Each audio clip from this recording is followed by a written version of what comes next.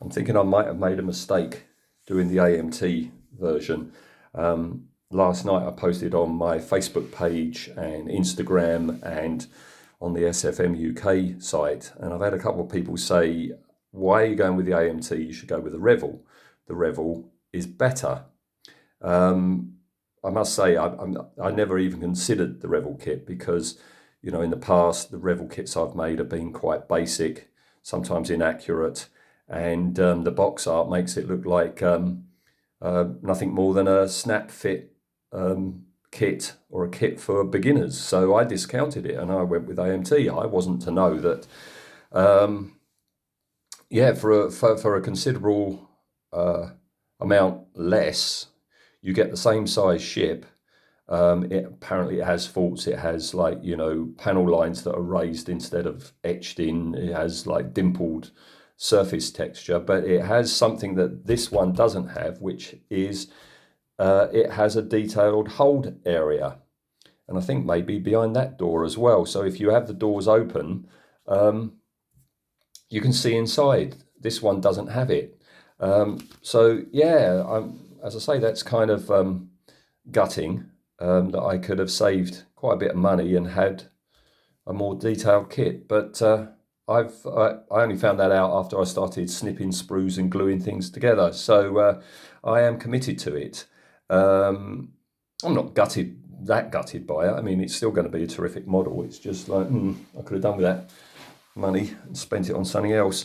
So apparently something this kit has that the Revel doesn't have, which is a provision for lighting. There is this piece here is clear, and so that's for you to put an LED behind it.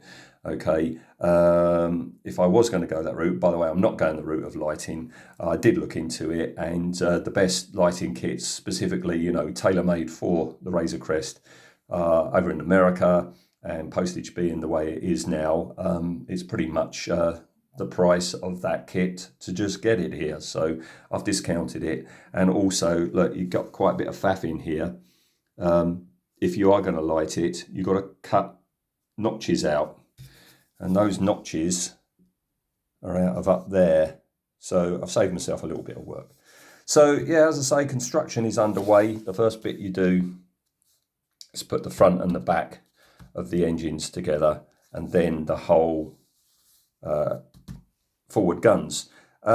These are almost Games Workshop in unnecessarily fiddly. I mean, you've got what, 1, 2, 3, 4, 5 pieces and 2 small bits, right, to make one gun. Now I know this is an expensive kit, and you don't want to spend that sort of money, and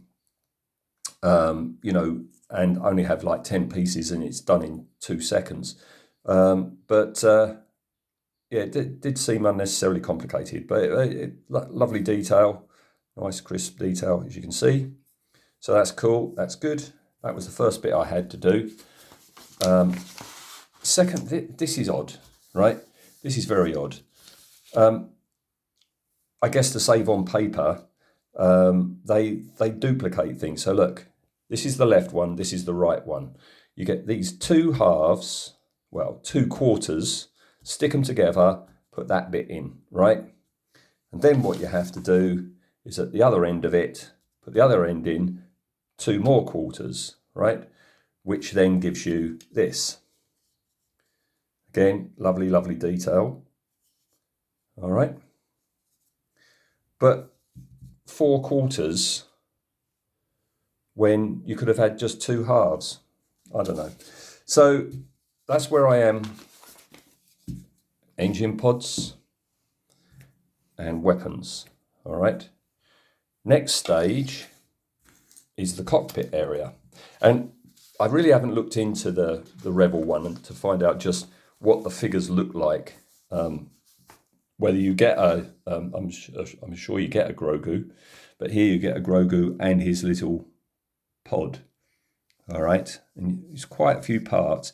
Again, this seems a weird way of doing the instructions. So you put this together, you attach it to that, but then it tells you to assemble opposite wall in same manner using assembly SE. So they don't show you what to do. They just say, oh, what that other bit, you do it that way, if you see what I mean. So that's the next bit. But what I've decided to do, because some of the parts are very, very small, like there's the Mandalorian, there's Grogu, right? These are some of the instrumentation. They are the side walls. He's got a brilliant chair. Look at the detail on that chair. That's just the back of his chair. So you're barely going to see that, even with a lighting kit.